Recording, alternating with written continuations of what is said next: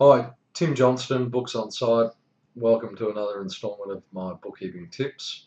Going to talk to you today about whether you should register for GST on a cash or an accrual basis. We get a lot of clients that are confused about what's the best method to register for GST. Basically, if you've got a turnover of less than $2 million, the choice is yours. So you can register for either method. Once your turnover exceeds $2 million, then you must report for GST on an accrual basis. So what's the difference?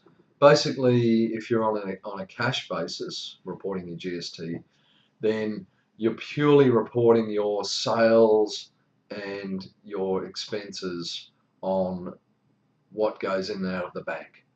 So hence why it's called the cash basis. So the problem with this method is if you've got a lot of suppliers and maybe you've made some large capital acquisitions. We had a client that was on a cash basis.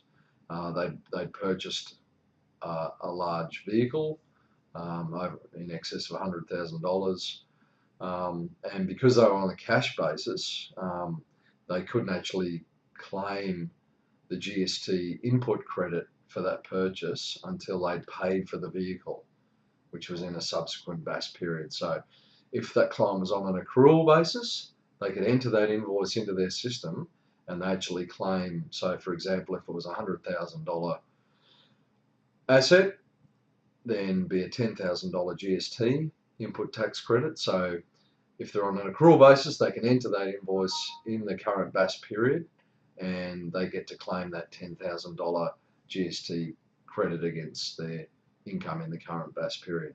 So that's basically a summary of the two methods. If you're under $2 million, you do have a choice. If you're a really small business, you don't have any accounting systems in place, then maybe the cash method is better for you because it's quite simple. I think as you get larger and obviously as you reach that threshold, the accrual method of reporting GST is probably a preferable way to go.